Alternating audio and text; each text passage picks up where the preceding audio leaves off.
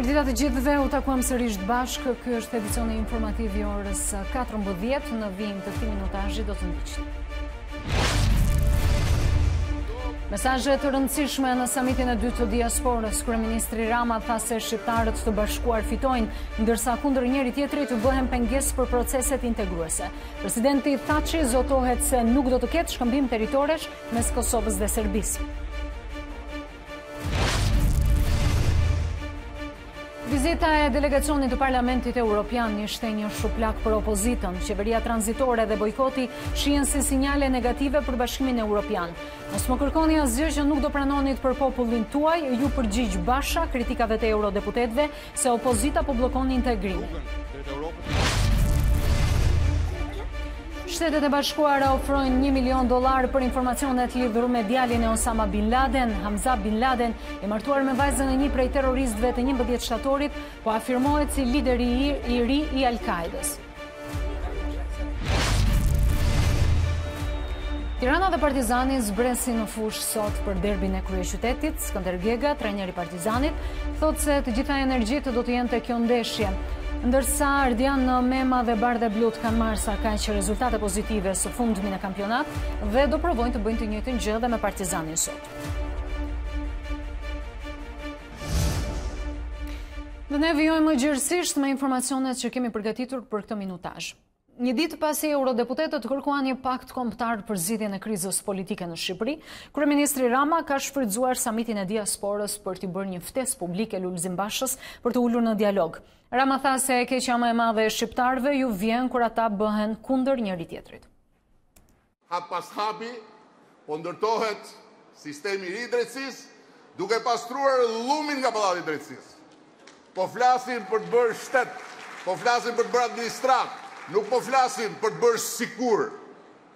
Lazarati ishte fusha e parë e betejës tonë dhe sot po ju them, ne jemi në akuzë, jo sepse kjo është e vërteta, por sepse shqiptarët janë vënë kundër shqiptarëve.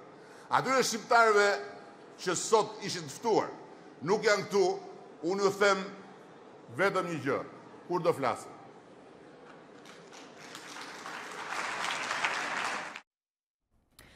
Lulzim Basha ka refuzuar që të ishte i pranishëm në samitin e diasporës, duke e cilësuar atë një fasad nga kryeministri Rama. Nuk mund ta pranoj përdorimin e saj si fasad nga njeriu i cili mbushi kampet e azil kërkuesve me 300.000 shqiptar, duke i përzënë nga shtëpitë e tyre. Ja nxjiu faqen Shqipërisë me kanabis dhe dorëzoi vendin oligarkëve dhe krimit, argumenton Basha mospraninë e tij në këtë samit. Nëpërmjet një postimi në Twitter, Basha shprehet se Shqipëria ka nevojë etike për ndihmën dhe për kontributin e diasporës dhe se do të punojë për ndërtimin e Shqipërisë së mundësive, të sigurisë, të lirisë dhe të vlerave që bashkëdhetarët tanë gëzojnë në vendet ku jetojnë. E në samitin e dytë të diasporës nuk munguan fjalimet e presidentit të Kosovës dhe kreut të BDI-së, Maqedonisë Ali Ahmeti. Presidenti kosovar Thaçi u shpreh se kurrë nuk do të ketë shkëmbim territoresh mes Kosovës dhe Serbisë, ndërsa Ahmeti ka apeluar klasës intelektuale në diasporë që të kthehen për të dhënë kontributin e tyre në tokat shqiptare, pasi vendi ka nevojë për ta. Ndërkohë kryeministri shqiptar tha se shqiptarët e bashkuar fitojnë. Shkëmbimi territoreve keni dëgjuar shumë gjatë kësaj vere. Kur nuk do të ndodhë.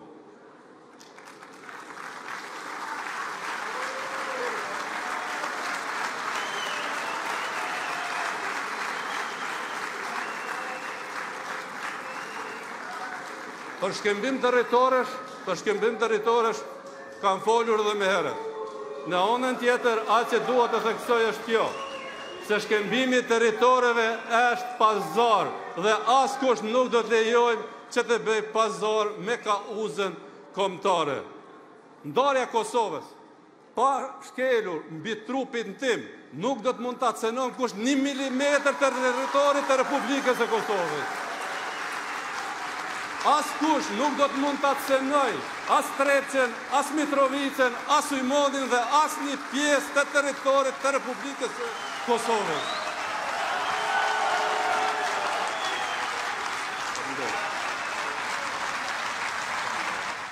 T'i ikim emocioneve, t'i kthehemi racionalitetit, Sepse të gjitha mundësit janë që gjërat të jetësojmë dhe të materializojmë. Mbështetja institucionale asnjëherë nuk do mungoj. Kudo ku shqiptarët bashkohen, shqiptarët janë më të mirët dhe fitojnë. Dhe historia e ka treguar, nuk dua të sjell këtu as Gjergj Fishtën, as Fajkonicën, as Fanolin, as tjerë se çfarë na kanë thënë, por edhe sot m'ja tregon se armiku më i madh i shqiptarëve janë shqiptarët. Ne kudo ku bashkohemi nuk na mund dot askush. Dhe sfundi, sot Shqipëria është më e mirë se ç'ishte në samitin e parë. Sot Shqipëria ka dyfishuar eksportet. Ju dëgjoni dhe ju rroganisët koka sa herë hap një televizor në Shqip, droga. Ndërkohë që në këto 2 vite, po ju njoftoj, jo sipas meje, jo sipas qeverisë shqiptare, po sipas agjensive specializuara ndërkombëtare, ka ndodhur çrrënjosja e gjithë plantacioneve të kanabisit që nuk erdhën me mua, por i gjeta aty ku ne filluam luftën duke e vendosur problemin në rend të ditës. Mesazhe inkurajuese janë përcjellë edhe nga shqiptarët, të cilët kanë korrur sukses nëpërmjet artit të tyre, por jo vetëm kudo në botë. Unë shpresoj që ky është samiti i fundit që organizohet nga qeveria, e që i dihet në ana tjetër që organizohet nga diaspora. Arsyeja pse mendoj që një samit i tillë duhet organizohet nga komuniteti i jashtë vendit është sepse kjo është mënyra vetme që na duhet me organizu, bashkarisht të punu, nëpër komunitete ndryshme. Ne nuk mundemi të punojmë bashkarisht kur jemi vetëm musafir. Nuk është e mundur. Ne duhet punojmë nëpër qytetet tona, nëpër fshatrat tona, nëpër komunitetet ku jetojmë. Shpesh më bëhet pyetja. Çfarë detyrimi keni ndaj mëmdhëut tuaj? Pyetja. Qa kem bëq për vend linje? Unë kam linë në Amerikë. Jam dalun prej Reqit Ulqinit. Për ardhën e kam prej Shkodrës. Ish vetën me fat. Ish vetën me fat që unë kam linë në Amerikë, një vend që i kam gjithë e mirat e drejtat. Që mune me pëpëru për vedje për familjen teme. Borgjin që e kam për vetë linje, ishtë kishe ken unë i lem ven linje, qatë kishe kërku unë prej familjes teme të kishin ken ta në Amerikë, aq jem dëtëru me kem boq për ven linjen e popullin tonë. Zot i bëkof gjithve, Zot i bëkof Shqipërinë e Kosovën, Zot i bëkof popullin shqiptar kudo që jenë në botë. Këtu të gjithë neve në ka sjell atë dhe dashuria, pasi e dimë ne të gjithë se ma shumë se kur i duhemi vendit tonë, dhe do të japim gjithë fuqinë që kemi. Zhvillimi ekonomik i trojve tona është me interes mbar kombëtar dhe parsor.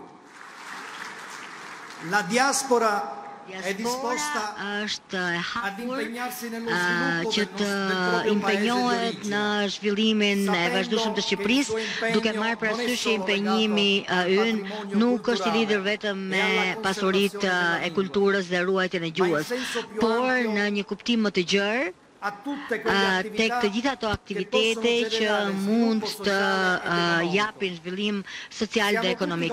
Jemi të gjithë shumë të bindur që diaspora ka shumë më shumë për t'i ofruar Shqipërisë, më shumë se sa i ka dhënë deri tashti. Muzika është një urë që lidh botën dhe nuk ka nevojë për fjalë.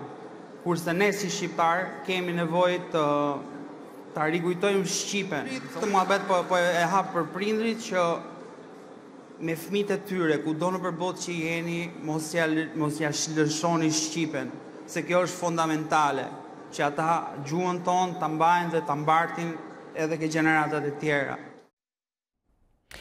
Në një intervistë për Radio CNN, Ministri i Shtetit për Diasporën e ka cilësuar samitin e dytë si një provë për punën e bërë deri më tani. Për sa i përket kritikave lidhur me kostot e larta të organizimit, Pandeli Majko ka pohuar se diaspora meritonte një samit dinjitos dhe sipas tij ishte kursyer 1/4 e buxhetit të vënë në dispozicion. Samitin e dytë të diasporës, Ministri i Shtetit Pandeli Majko e cilëson një provë për qeverinë dhe punën e bërë deri më tani. Ndryshe nga aktiviteti i parë i cili kishte karakter simbolik, samiti i dytë pritet të prodhojë rezultate konkrete sipas ministrit Majko. Pa rezultatet prekshme nuk besoj se do t'ja blente që ne të mblidheshim në këtë samit. Nuk e thash t'i ftonim përfaqësuesit e komuniteteve, po mendoj që përfaqësuesit e komuniteteve shqiptare në përbot do të vinë këtu dhe vinë pas një samiti të parë, i cili nuk mund të jetë në samitin e dytë një përsëritje të parit. Samiti nxiti kritika lidhur me kostot e larta prej 67 milion lekësh.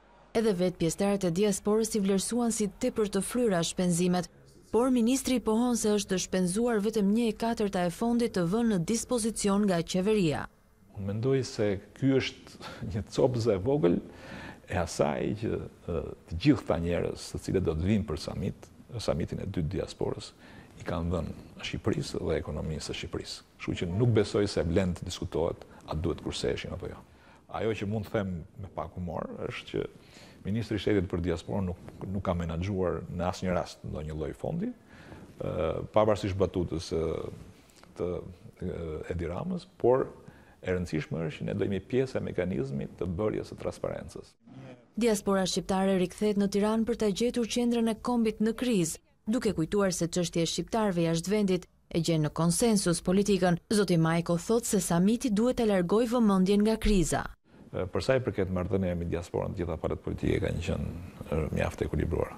Kriza kemi pasur, besoj që kriza do të kemi edhe në të ardhmen e afërt. Ajo që na nevojitet tani është optimizmi. Partia Demokratike dorëzon Komisionin Qendror të Zgjedhjeve listën me kandidatët të cilët tashmë kanë dorëzuar mandatin e deputetit. Do të kemi në një komunikim të drejtë për drejtë kolegjen Klementina Cenkollari për më tepër detaje. Atëherë Klementina, përfaqësuesi ligjor i Partisë Demokratike Ivi Kaso ka dorëzuar listën e plot në KQZ. Cilat janë detajet që nga përcjell nga atje? Po Viol, vetëm pak minuta më parë është larguar nga Komisioni Qendror i Zgjedhjeve zoti Ivi Kaso. Ai kishte për të dorëzuar emrat që vinë nga radhët e Partisë Demokratike për plotësuar vakancën prej 57 kandidatësh që Komisioni Qendror i Zgjedhjeve ka shpallur pas dorëzimit të mandateve nga ana e opozitës së bashkuar. Zoti Ivi Kaso tha se të gjithë kandidatët që janë propozuar nga Partia Demokratike dhe jo nga partitë aleate që janë bërë pjesë e listës së Partisë Demokratike kanë refuzuar marrjen e mandatit. Kujtojmë që deri më tani janë 4 kandidatë të cilët kanë refuzuar që të japin dorëheqjen nga mandati i tyre dhe që janë pjesë e listës së Partisë Demokratike. Bëhet fjalë për Lefter Malishin, për Ligoraq Karamelon, për Selami Jenisherin dhe Erion Picirin. Por zoti Ivi Kaso këmbguli se asnjë prej atyre që kanë refuzuar të dorëzojnë mandatin nuk vjen nga radhët e Partisë Demokratike. Por më tepër ju ftoj të ndjekim deklaratën e tij. Dorëzuam dorëheqjet e parevokueshme individuale të kandidatëve nga lista vijuse, të cilët ishin njoftuar nga Komisioni Qendror i Zgjedhjeve për fillimin e procedurave për zvendësimi. Pra ishin njoftuar për mbushjen e formularit dekriminalizimit dhe për vijimin e procedurave. Për të gjithë këta persona që i përkisin listës Partisë Demokratike, kemi dorëzuar dorëheqjen individuale të parevokueshme. Të gjithë kandidatët që kanë qenë pjesë e listës Partisë Demokratike, që kanë qenë të Partisë Demokratike, të gjithë kanë firmosur dorëheqjen e parevokueshme dhe është depozituar. Përveç ndonjë kandidati i cili ka qenë pjesë e partive aleate në konformimin politik përpara vitit 2017, të cilët janë pak rastet njohura publikisht, cilat ju i dini, të cilët kanë shpërë vullnetin e tyre për të mbajtur mandatin, por nuk janë persona që janë të Partisë Demokratike që bëjnë pjesë në koalicion opozitar dhe njerëz që ndonjëherë kanë bërë fushat për Partinë Demokratike. Emrat kush janë to? Nuk është çështje emrash, besoj që të gjithëve intereson vullneti i të gjithë atyre që sot janë pjesë e opozitës, veçanërisht e Partisë Demokratike, për të cilën jam i autorizuar të flas, të gjithë ata që janë pjesë e Partisë Demokratike, në të cilën do formë renditje të listës, kanë shprehur vullnetin e tyre të parevokueshëm për të mos qenë për të mos marrë mandatin e deputetit dhe për të konformuar qëndrimin e tyre me vendimin më të lartë politik të organeve drejtuese të Partisë Demokratike, vendimin unanim të kryesisë, vendimin unanim të Këshillit Kombëtar për djegjen e mandateve të deputetëve. Po për deputetët e Partisë Demokratike dhe. Ndërkohë nga radha e Lëvizjes Socialiste për Integrim janë 3 deri më tani kandidatët të cilët i kanë nisur procedurat për marrjen e mandatit duke plotësuar formularin e dekriminalizimit. Bëhet fjalë për ish deputetin e Partisë Republikane dhe që u bashkua më pas së LSI-s Ylli Shehu në qarkun e Tiranës, po ashtu Aurora Marën në qarkun e Dibrës dhe Enver Roshin në qarkun e Elbasanit, 3 kandidatët e LSI-s, të cilët sot kanë plotësuar formularet e dekriminalizimit, çka përbën dhe hapën e parë drejt marrjes së mandatit të deputetit. Ishim me Klementina Cenkollari në këtë komunikim të drejt për drejt nga Komisioni Qendror i Zgjedhjeve. Shtetet e Bashkuara ofrojnë $1 milion për çdo që do të japë informacion mbi djalin e ish kreut të Al-Qaedës Osama Bin Laden. Hamza Bin Laden, sipas zyrtarëve, po e afirmon veten si lider i grupit ekstremist. Mendohet se i riu gjendet në kufirin mes Afganistanit dhe Pakistanit. Gjatë viteve të fundit ka publikuar mesazhe audio dhe video përmes të cilave u bën thirrje ndjekësve të grupit që të sulmojnë Shtetet e Bashkuara dhe aleatët perëndimor në shenjë hakmarrjeje për vrasjen e të jatit. Hamza Bin Laden, i cili besohet të jetë rreth 30 vjeç, u konsiderua një terrorist nga Shtetet e Bashkuara 2 vite më parë. Departamenti Amerikan i Shtetit ka bërë të ditur se ai ishte martuar me vajzën e Muhammad Attab, pengmarrësi i një prej 4 avionëve komercial, të cilët u përdorën për sulmet në kullat binjake në Shtetet e Bashkuara. Korea e Veriut ka përgënjeshtruar Donald Trump për shkaqet e dështimit të samitit 2 ditor të Hanoit. Regjimi komunist ka bërë të ditur se nuk ishte kërkuar heqjen e të gjitha sanksioneve ekonomike, sikundër presidenti amerikan tha, por vetëm lehtësim të pjesshëm dhe në këmbim do të mbyllte kompleksin kryesor bërthamor. Korea e Veriut i mohon pretendimet e Donald Trump se kishte kërkuar heqjen e plotë të sanksioneve gjatë samitit të dështuar të Hanoit. Ministri i jashtëm i Koreas Komuniste Ri Yong-ho foli pas përmbylljes pa marrëveshje të bisedimeve mes Kim Jong-un dhe Donald Trump. Sipas tij, numri 1 i Penjanit kishte kërkuar vetëm lehtësim të pjesshëm të sanksioneve në këmbim të mbylljes së kompleksit kryesor bërthamor, atë të Yongbyon. Ministri i jashtëm i cilësoi si realiste propozimet e Koreas së Veriut. Ky propozim ishte hapi më i rëndësishëm drejt të denuklearizimit që ne mund të ndërmerrnim në fazën aktuale të dialogut, duke konsideruar edhe nivelin e besimit mes Koreas së Veriut dhe Shteteve të Bashkuara.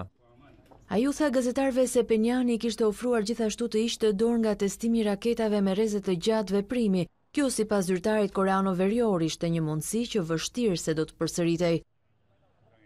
Ne i qëndrojmë parimit ton dhe propozimet nuk do të ndryshojnë kurrë, edhe nëse Shtetet e Bashkuara do të propozojnë sërish negociata në të ardhmen. Nuk vonoi reagimi i Shteteve të Bashkuara. Sekretari i Shtetit Mike Pompeo përsëriti se Korea e Veriut kishte kërkuar shumë qartë heqjen e plotë të sanksioneve, diçka të cilën nuk ishin të përgatitur t'ia ofronin. Australia përjetoi verën më të nxehtë në histori. Temperaturat e larta deri në 47 gradë Celsius kanë shkaktuar zjarre të shumta në të gjithë vendin. Ekspertët fajsojnë ndryshimet klimatike. Australia ka përjetuar verën më të nxehtë në histori sipas Byros Kombëtare të Meteorologjisë. Qindra rekordet të temperaturave të larta janë thyer gjatë 3 muajve të kaluar. Moti me të nxehtë ekstrem shkaktoi vatra zjarri të shumta, prishje të sistemit të furnizimit me energji elektrike dhe rritje të numrit të pacientëve në spitale. Si pasojë e flakëve pati gjithashtu ngordhje masive të kafshëve të egra. Australia përjetoi 5 ditët më të nxehta të vitit në janar, që konsiderohet dhe muaji më i nxehtë në histori. Është shumë nxehtë në Melbourne krahasuar me verën e kaluar. Duhet të kujdesemi më shumë për veten se çdo herë tjetër. Çdo pjesë e territorit të Australisë është prekur nga vala e motit ekstrem me temperatura shumë të larta. Byroja meteorologjike thekson se kjo ka ardhur për shkak të ndryshimeve klimatike. Temperatura minimale regjistruar në Australi gjatë janarit ishte 35.9 gradë Celsius, ndërsa ajo maksimale ishte 47 gradë Celsius. Ne do të flasim për sport, për atë që është kryefjala e ditës sot, për derbin mes Tiranës dhe Partizanit, një ndeshje e shumëpritur kjo e kryeqytetit, një përballje e cila vlen më tepër se sa ato 3 pikë. Do të lidhemi me Erald Kodhelin, i cili ndodhet në stadiumin Selman Stërmasi. Erald, pritet të jetë i mbushur stadiumi sot, derbi i kryeqytetit. Po, është e vërtet Viol, është nga ndeshjet e pakta të futbollit shqiptar, e cila arrin që të mbush një stadium me kapacitet të plot. Pritet të jenë rreth 8.000 tifoz nga 8.080 vende që ka në dispozicion stadiumi Selman Stërmasi, madje siç mund ta shihni pas shpinës time në pozicionin ku ne jemi, vazhdon interesimi mjaft i madh për shitjen e biletave, ka ende tifoz të cilët paraqiten në sportel, një pjesë e tyre fatkeqësisht largohen të zhgënjur, por fakti është që janë kujtuar shumë vonë për të siguruar një bilet për këtë ndeshje.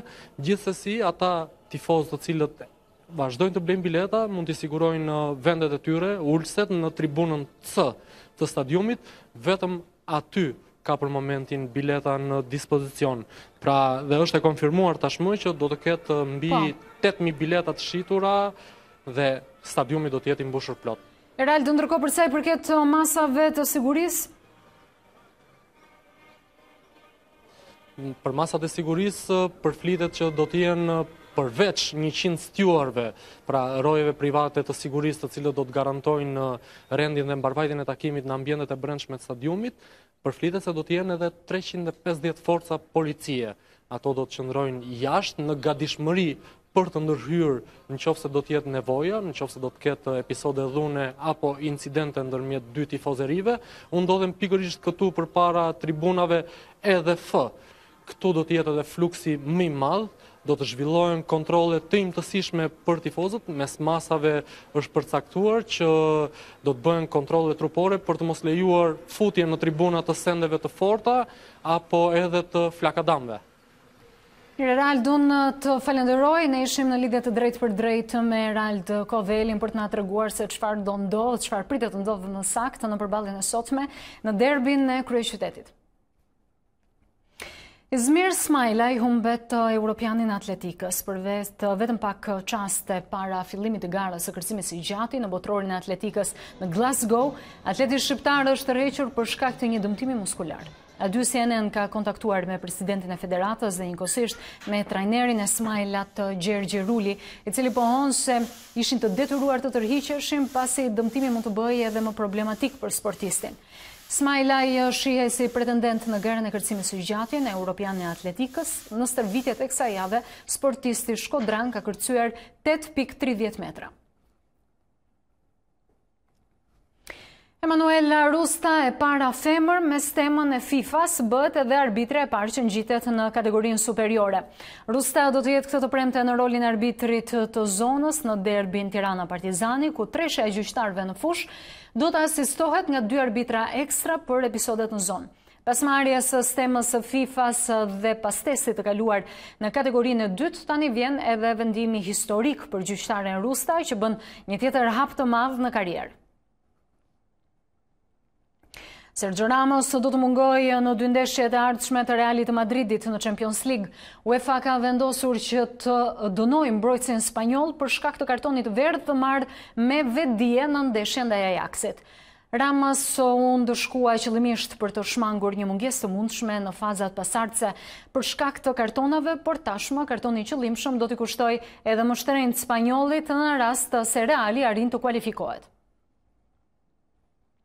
James Harden është një jashtëtoksor i vërtet. Ylli i Houston Rockets nuk një limite teksa ka arritur që të realizoj plot të 58 pikë dhe 10 asist në fitoren e rëndësishme në shifrat 121 me 118 ndaj Miami Heat. 29 vjeçari nga Kalifornia shkruan sërish faqet e historisë së NBA duke barazuar rekordin personal të vendosur para 2 muajsh në një ndeshje ndaj New Orleans. Harden udhëheq këtë sezon Rockets në vendin e 5 në konferencën e perëndimit. Shtëpia më e vjetër e modës në Francë, Lanvin, rikthehet në pasarel me një koleksion romantik. Drejtori i ri artistik Cialelli bëri dhe debutimin në javën e modës në Paris. Shtëpia më e vjetër e modës në Francë, Lanvin, u rikthye në pasarel mbrëmjen e sejntes. Drejtori i ri artistik Bruno Cialelli bëri debutimin e tij në javën e modës në Paris me koleksionin gati për të veshur vjeç dimër 2019-2020. Koleksioni i ri i quajtur Pelegrinët Mistik u shfaq në Muzeun Kombëtar të Parisit për periudhën e mesjetës. Materialet dhe ngjyrat e përdorura i shkonin përshtat atmosferës romantike dhe gotike.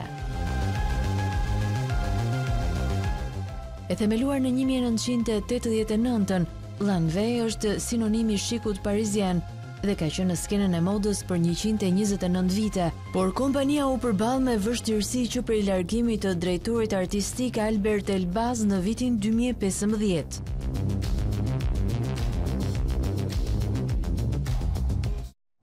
Kalojmë në Köln të Gjermanisë, aty ku zhvilluan karnavalet me një atmosferë mjaft gjallëruese. Pjesëmarrësit kanë shprehur se në asnjë vend tjetër nuk realizohen karnavale të tilla. Kafshët e xhunglës, djalli dhe Karl Lagerfeld. Karnavalet në Köln të Gjermanisë u zhvilluan në një mënyrë të veçantë me njerëzit të veshur me kostume mjaft kreative. Si tradit, festimet nisën me njëherë sapo ora shënoi 11:11 me njerëz që trokisnin gotat e birrës dhe me bandën që luante muzikë, e cila ishte e veshur plot me ngjyra.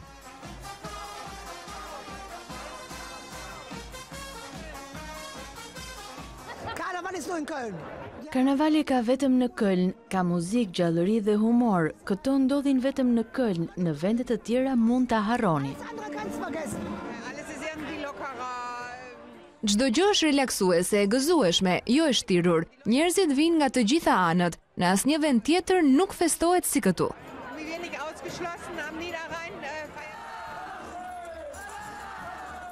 Karnavalet festohen në të gjithë Gjermaninë. Kölni është një ndër qytetet me festën më të veçantë, bashkë me rivalet Düsseldorf dhe Mainz.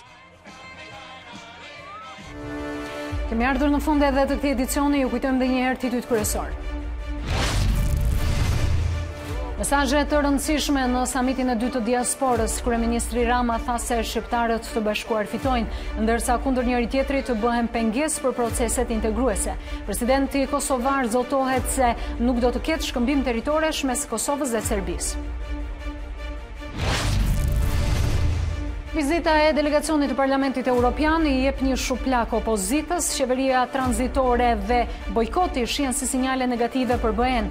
Mos më kërkoni asgjë që nuk do pranonit për popullin tuaj, u përgjigj Basha kritikave të eurodeputetëve se opozita po bllokon integrimin. Shtetet e Bashkuara ofrojnë $1 milion për informacionet lidhur me djalin e Osama Bin Laden. Hamza Bin Laden, i martuar me vajzën e një prej terroristëve të 11 shtatorit, po afirmohet si lideri i ri i Al-Qaedës. Tirana dhe Partizani zbresën sot në fushë për derbin e kryeqytetit. Skënder Gega, trajneri i Partizanit, thotë se të gjitha energjitë e ekipit do fokusohen te ndeshja me Tiranën. Ardian Nema dhe Bardhe Blut kanë marrë rezultate pozitive dhe presin të njëjtën gjë me Partizanin. Të tjera informacione i gjeni edhe në faqen tonë të internetit a2cnn.com. Ne bashkë do të ndajemi këtu. Faleminderit.